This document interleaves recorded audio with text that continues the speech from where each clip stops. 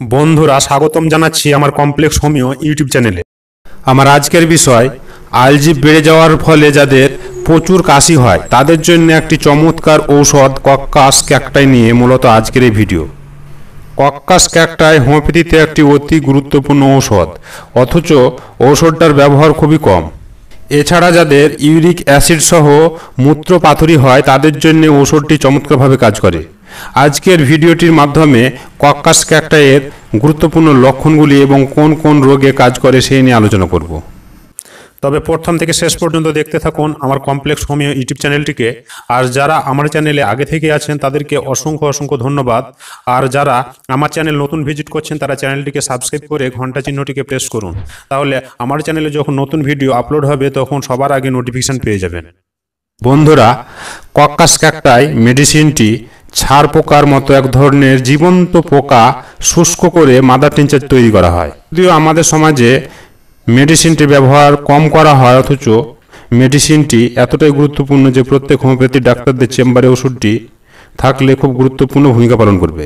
যাদের আলজিভ বেড়ে গিয়ে প্রচুর পরিমাণে কাশি হয় তাদের জন্য মূলত ওষুধটি চমৎকারভাবে কাজ করে।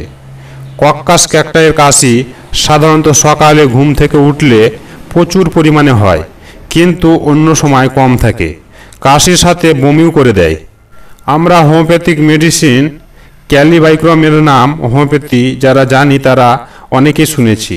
এই কক্কাস ক্যাকটাইয়ের কাশিতেও ক্যালিবাইক্রমের মতো লম্বা লম্বা শ্লেষ্মা বা গয়ার বের হয়।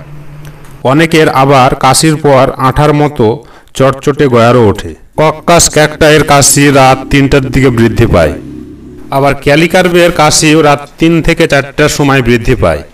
কিন্তু আমাদের দেখতে হবে কক্কাস ক্যাকটাইয়ের যে লক্ষণগুলো আমরা এতক্ষণ বললাম বা আলোচনা করা হলো, তার সাথে যদি কাশি রাত 3টার সময় বৃদ্ধি পায় তবে আমরা কক্কাস ক্যাকটাই মেডিসিনটিকে নির্বাচন করিব। যাদের বারবার গলায় খ্যাঁকারি দিয়ে আঠালো কফ তুলতে হয় এবং ঘুমের পর কাশি বেড়ে যায়, কাশতে কাশতে অনেক সময় বমি করে ফেলে, তাদের জন্যে কক্কাস ক্যাকটাই চমৎকারভাবে কাজ করে।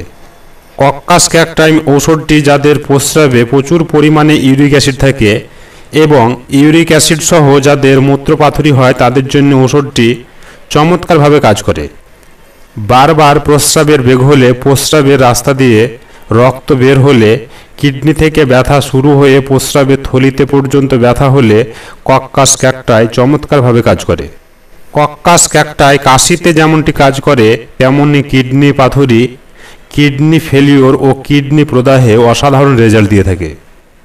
এছাড়াও মেডিসিনটি যে সকল মহিলাদের মাসিক সময় মতো না হয়ে প্রত্যেকবার দেরি হয় এবং মাসিকে কালো ঝুলের মতো রক্তস্রাব হয় তাদের জন্যেও মেডিসিনটি খুব চমৎকারভাবে কাজ করে।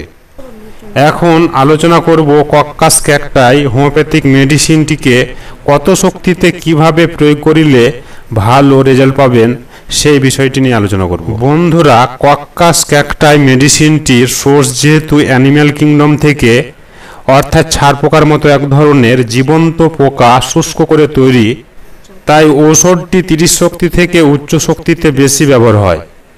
30 শক্তিতে মেডিসিনটিকে আপনারা 2 ফোঁটা করে দিনে 2 থেকে 3 বার এবং 200 শক্তিতে মেডিসিনটিকে আপনারা 2 ফোঁটা করে দিনে 1 বার সেবন করিলে অসাধারণ রেজাল্ট পাবেন। বন্ধুরা, আজকে তবে এই পর্যন্ত। ভিডিওটি কেমন লাগলো অবশ্যই মতামত জানাবেন, আর ভিডিও রিলেটেড কোনো প্রশ্ন থাকলে নিচের কমেন্ট বক্সে জানাবেন, আমি চেষ্টা করব রিপ্লাই দেওয়ার জন্য।